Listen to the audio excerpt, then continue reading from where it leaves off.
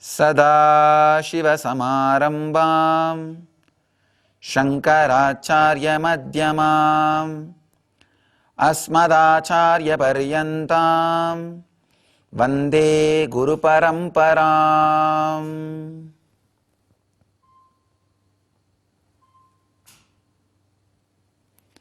I welcome you all with my love and respects.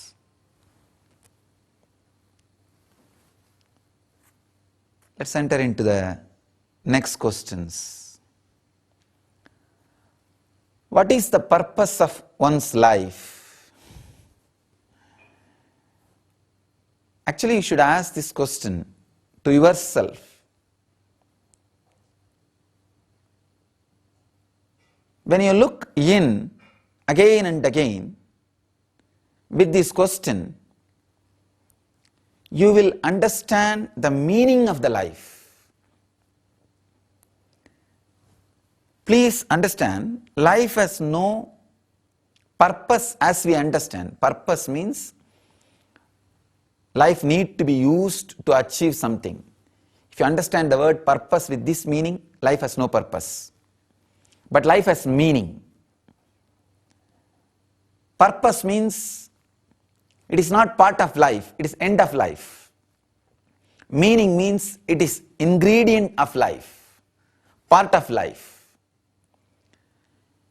If you look for purpose of life, you will not be able to find anything. But if you look inside as a quest, you will find the meaning of life. Everyone has to look inside into their biomemory to find out the meaning of the life. As I gave this beautiful meditation technique, sitting with oneself, allowing all the words to happen in you, all the ideas to come up in you. What are the ideas which are moving you this side and that side? What are the ideas which are giving you more inspiration and more depression? Look in, spend time with those ideas. You will see the meaning of life. So, if you just ask the purpose of life, you will not find. If you look inside, you will find the meaning of life. Thank you. Next question. If biomemory is passed on from parents to child through the genes, how do we have control over our biomemory? You need to understand this very deeply. Please understand, from parents what is passed on is possibility of biomemory. Biomemory need to be understood in two levels. One, the possibilities, which is the physical part, and the construction which you do, which is the mental part. The ground is ready either for agriculture or for construction of a building. You can do agriculture or you can build a building. The ground being ready is physical. That is what is handed over from the parents to you. Deciding to have an agriculture or constructing a building is your decision. So, only one part of the possibility is handed over to you through genes. And you have a major decision, a conscious decision to build, to create on your own. So please understand, all the biomemory is not passed on to you through genes by the parents. You need to work, you need to understand this very clearly. You can see the story of Prahlada. The possibility was handed over. You see, when Prahlada was being carried by the mother, Narada constantly, by giving the beautiful initiation and the stories, information about the Bhagavatam and Krishna, creates a beautiful biomemory in Prahlada's body. When Prahlada landed in that body, he started developing the same biomemory. So the possibility is genes biomemory, what was handed over to him through body, and his mental biomemory, what he created after that. Both connected, coincided, both were relating with each other. But it is not necessarily be the same. Sometimes the biomemory which is handed over by the parents will be different, and the person who is creating his own biomemory will be different. You can see sometimes the parents will be very, very polite and soft people, and the son will be very arrogant and strong kind of a person. It happens. So you do have a conscious role. You can play a major part in your biomemory. Next question. How does the soul choose the body? This is a very important thing to be understood. I think in earlier questions I was describing, before taking the next birth, during the time of previous death, leaving the body, you go through the whole thing in front of you. The whole thing is presented in front of you. Whole thing is available in front of you. You go through like a fast forward. Please understand, like a whole thing appears in front of you. You can see very clearly. Whatever you enjoyed very strongly, deeply, happens in multicolor. Whatever you enjoyed very politely, mildly, did not enjoy much, just so, dull, unconsciously, that goes through in black and white. So you see which was very strong experiences, and you decide, do you want the same thing in your future, in your life, in your next birth? Based on that, you choose the body and the place and the way in which you wanted to live in the next life. Thank you. Next question. Can you please define Kshana? It's a very beautiful concept. Please understand. In Vedic tradition, time is calculated based on the space, on the being, more psychological than chronological. Kshana means the gap between one thought and the other thought. If you are a restless person, too many thoughts going inside you, your Kshana can be microsecond. If you are a peaceful, relaxed person, your Kshana can be even 1 hour or 2 hours. You can see in your own life. Sometime, if you are sitting with somebody who is very calm, quiet, relaxed, comfortable, safe, feeling secured, you will not even bother about how time passed. Suddenly you will see the watch and, oh God, already 5-6 hours over. But if you are sitting with somebody with whom you are not comfortable, happy, restless, agitated, every 5 minutes you will look at the watch, oh, time is not moving. You know how it feels. So please understand, time is more psychological, not chronological. So Kshana means the gap between one thought and the other thought. The gap between one thought and the other thought.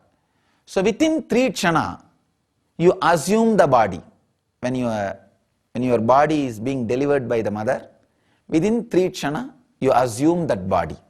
Means if you had a peaceful, restful life in the last birth, then you can choose slowly and settle into the body very slowly, because your Kshana will be very long. If you had a restless life in the previous birth, then you have to hurry, enter into the body. That will be an unconscious birth.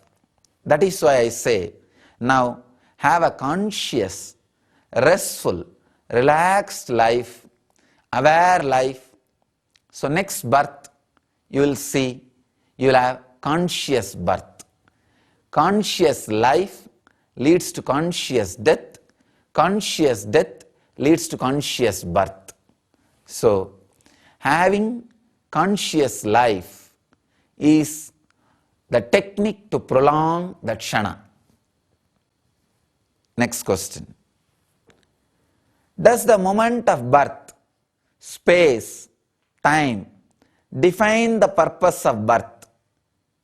If so, can it be changed by planned birth? Yes.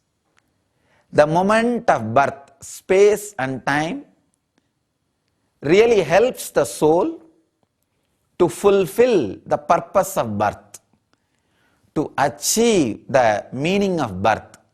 So I am all for planned birth, like a cesarean delivery, planning the time of the birth and helping the child to assume the body in a very planned way, in a very loving, beautiful atmosphere, especially like a delivery under the water and delivery in a very receptive, prayerful atmosphere, delivery during the beautiful, blissful mantra chanting and in a very spiritual atmosphere. I am all for it, creating a right time, right space for baby to enter into the world in a very receptive, welcoming way by a very meditative doctors, healers who are very blissful people, blissful doctors, meditating doctors who are Jivan Mukta doctors. In their presence, if the baby is received in the planet Earth, it will really help the baby to consciously settle into the body and experience the purpose of birth. I am all for it. Next question. Why am I not able to remember my past life? If I could, it will help me understand the purpose of my life in a better way. Yes. If you can remember your past life, it will really help to understand the purpose of your life in a better way, no doubt. First thing, you need to understand your past. Forget about the past life. Your past from this moment to till the moment you took birth, this time. For example, if you are 30, the 0 to 30, you need to understand without fear or greed. You need to reconcile with the past. Then if you open your past life, it will help you to understand and achieve the purpose of your life. But without reconciling with the past, if you try to open your past life, you are entering into a dangerous zone. One person came to me and said, he was trying to work on this past life regression with another one person. I told, please first reconcile with the past. With past. First, for example, as I said, if you are 30-year-old now, 0 to 30, try to reconcile with this past. Try to accept your whole past without any guilt.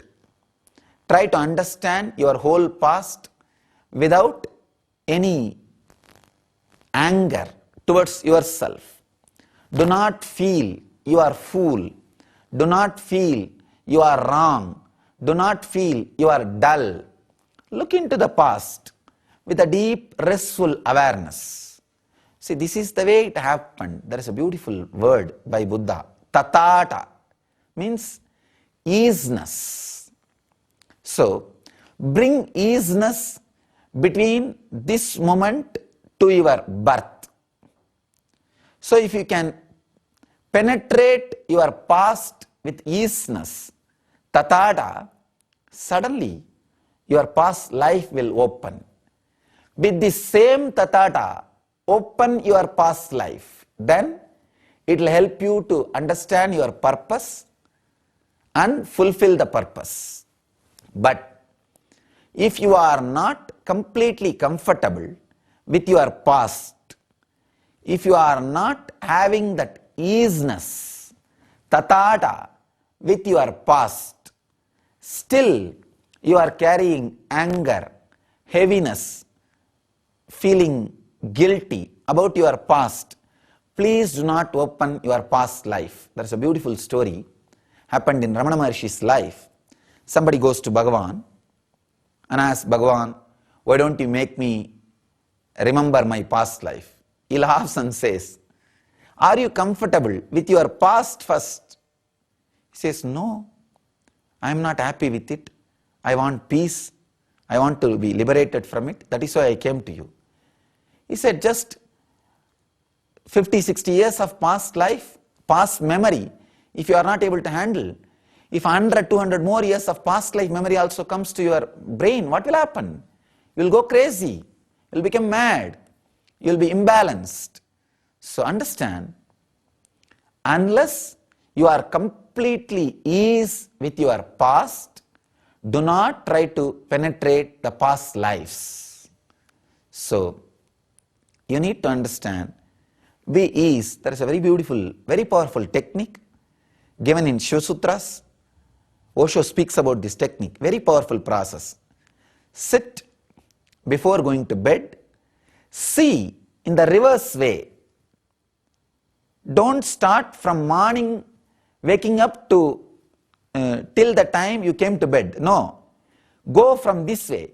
From the time you came and sat in your bed, just go back. Just 10 minutes before, 20 minutes before, 1 hour before, evening, noon, morning, early morning. Go from reverse direction. This sharpens your awareness. Please understand. Coming from morning till night, you can do it with unawareness, unconsciously. But if you are going back from night to morning, you cannot do it without awareness. You cannot do it unconsciously. So go from night to morning. So try this process for 21 days. Within 21 days, you will see you are able to be completely comfortable with your whole past. You may think, how can it be? If I am comfortable with today, from night to morning, how can I heal my whole past? You do not know. Please understand, every day your action represents your whole past. If you are comfortable, today's actions, if you do not have guilt, if you are ease with today's actions, till the moment you woke up from the bed until the moment you reached to your bed. If you are comfortable with this day, please understand, all the seeds of your past will be expressing itself in the form of actions in your everyday. If you are ease with this will start healing with your past. All the thorns will be getting slowly removed. Your wounds will be getting healed.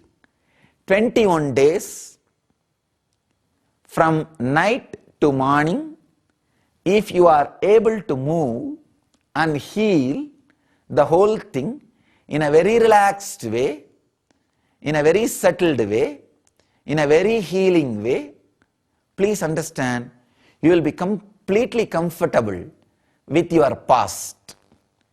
If you are comfortable with your past, if the easiness is brought in your past, naturally, with that easiness is almost like a razor, knife. With that knife, with that sharpness, with that awareness, penetrate your past life. You will see, you will carry this easiness into the past life also. Easiness is almost like a torch.